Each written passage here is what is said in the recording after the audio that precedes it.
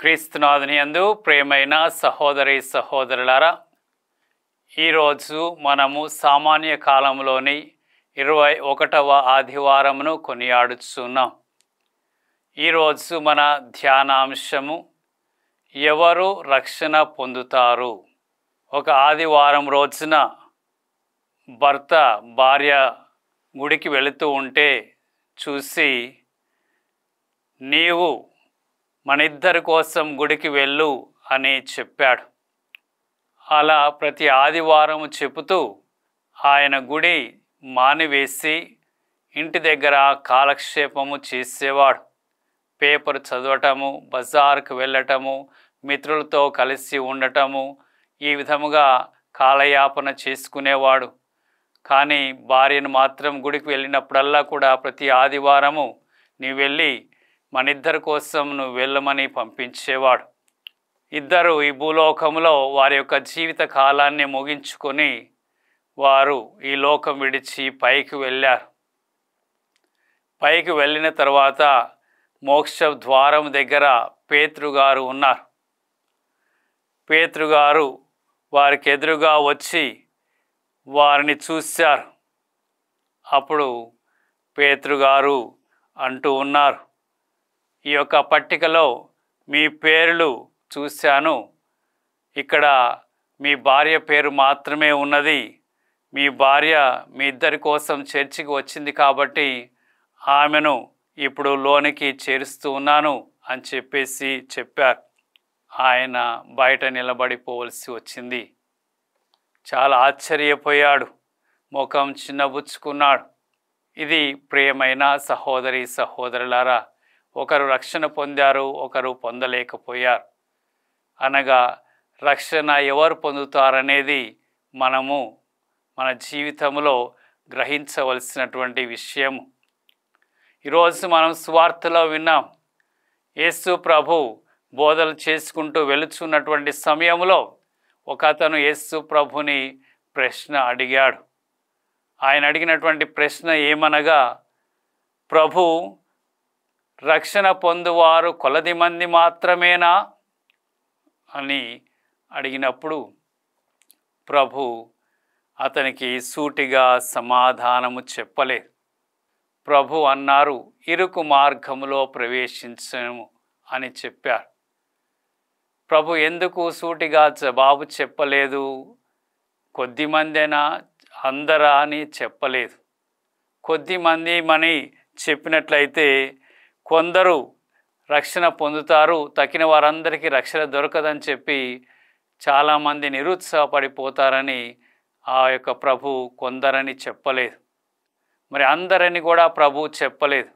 అందరూ రక్షణ పొందుతారని ప్రభు చెప్పిన ఎడల ఆ యొక్క రక్షణ కొరకు శ్రమ పడటము, కృషి చేయటము, దాని గురించి వారు ప్రయాసపడటం అనేది వదిలివేసి నిర్లక్ష్యముతో ఈ యొక్క భర్తగా జీవించినటువంటి విధానంలో వారు జీవిస్తూ ఉంటారు.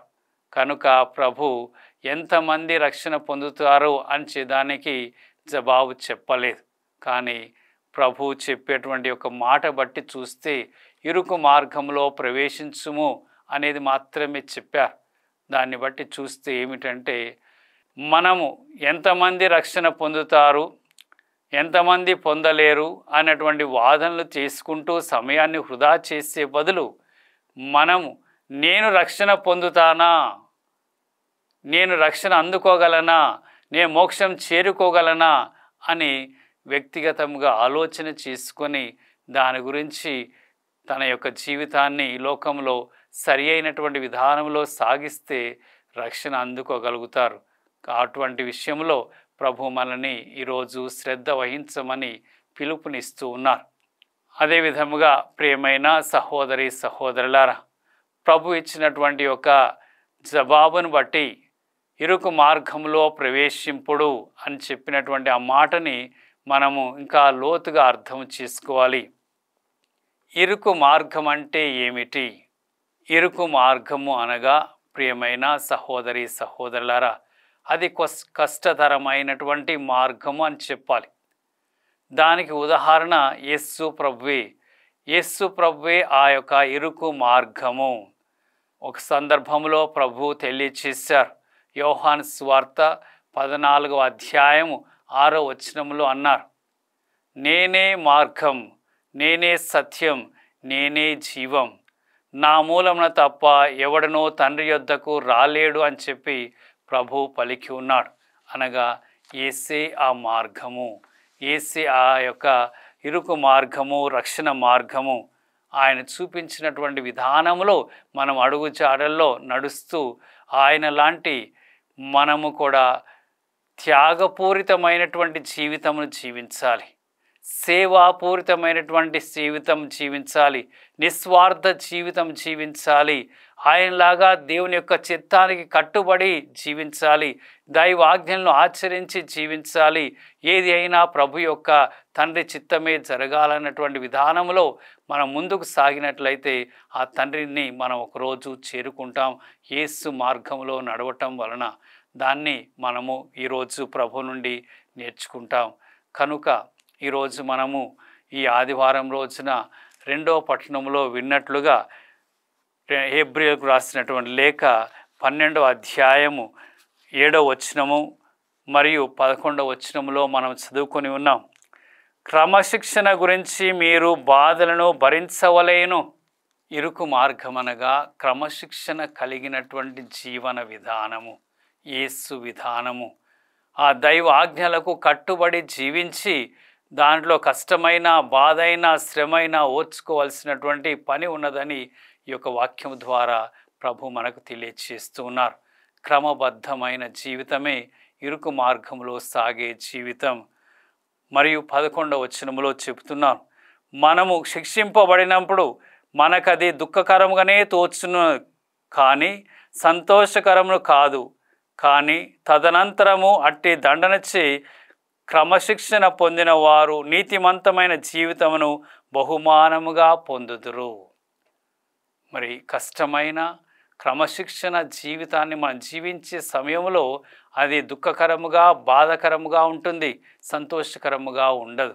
ఎందుకనగా ఆ యొక్క క్రమశిక్షణ అనేది మన నుండి ఎంతగానో అది క్రమాన్ని కోరుతూ ఉంది, త్యాగాన్ని కోరుతూ ఉంది, కట్టుబాటును కోరుతూ ఉంది. కాబట్టి అది మనకు బాధాకరముగా ఉంటుంది, శ్రమకరముగా ఉంటుంది. కానీ చివరికి అది మన నిత్య జీవ బహుమానానికి చేరుస్తుందని చెప్పి పరిశుద్ధ వాక్యంలో స్పష్టమవుతుంది. క్రమశిక్షణ జీవితము ఇరుకు మార్గములో సాగించే జీవితం యేసు మార్గము. మరియు ప్రియమైన సహోదరి సహోదరులారా, ఇంకొక సందర్భంలో ఒక కుమారుడు తండ్రిని అడుగుతూ ఉన్నాడు, నాన్న, మనము ప్రతి ఆదివారము మన చర్చికి వెళితే సరిపోతుందా రక్షణ పొందటానికి? అప్పుడు తండ్రి కుమారునికి జవాబు చెప్తున్నాడు, బాబు, ప్రతి ఆదివారము మన చర్చికి మనము పూజకి వెళ్ళినట్లయితే అది మాత్రమే మన రక్షణము పొందుటకు సరిపోదు, దాని ద్వారా మనకు రక్షణ రాదు అన్నాడు. అప్పుడు కుమారుడు తండ్రితో అంటున్నాడు, నాన్న, మనం ప్రతి ఆదివారము గుడికి పోయినా కూడా మనకు రక్షణ రాకపోతే మనం వేరే చర్చికి పోదాము అంటున్నాడు. ప్రియ సహోదరి సహోదరులారా, మనము చర్చిలు మార్చుకుంటే రక్షణ రాదు. రక్షణ మనకు ఎలా వస్తుంది అని అంటే, ప్రియమైన సహోదరి సహోదరులారా, మరొకసారి 2వ పట్టణం నుండి మనకు దేవుడు తెలియచేస్తున్నాడు. హెబ్రీయులకు రాసినటువంటి లేఖ 12వ అధ్యాయము 12వ వచనములో తెలియచేస్తున్నాడు, కుంటుబడిన మీ చేతులను, పట్టు తప్పిన మీ మోకాలను దృఢముగా నిలబెట్టుడు. కుంటుబడిన మీ చేతులను, పట్టు తప్పిన మోకాలను దృఢముగా నిలబెట్టుడు. అనగా మనము గుడికి వెళ్ళినంత మాత్రమున రక్షణ పొందుతామంటే అది జరగదు. తండ్రి సరి అయినటువంటి జవాబు చెప్పాడు. కానీ దేవుడు మనకిచ్చినటువంటి చేతులను, మన కాళ్ళను మనం ఉపయోగించి దేవుడు మన నుండి ఆశించేటువంటి మంచి కార్యములను చేయాలి. యేసులాగా మనము ప్రేమ, కరుణ, దయ, ఆదరణ మనం ఇతరులకి చూపించి ఎంత గొప్పగా మనము ఆ ప్రేమామయ జీవితాన్ని జీవిస్తాము, జాలితో మనం జీవిస్తాము, మంచి పనులు చేస్తాము, ఇతరులను చేరుకుంటాము, ఇతరులను ఆదరిస్తాము, మన చేతులను ఉపయోగించి మనం ఎన్ని గొప్ప కార్యాలు చేస్తామో వాటి ద్వారా మనం పరలోక బహుమానాన్ని అందుకుంటాం. కాబట్టి మన చేతులని కుంటుబడనీయకూడదు.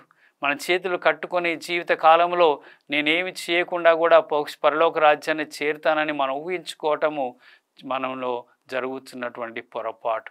మనమందరం కూడా బాధ్యతాయుతమైనటువంటి జీవితము, దేవుని మహిమ కొరకు చేయవలసినటువంటి ఆయన ఆశించిన మంచి కార్యములను, పుణ్య కార్యములను మనము ప్రతిరోజు చేయాలి. మన కాళ్ళు చేతులు దేవుని మహిమ కోసం వాడబడాలి.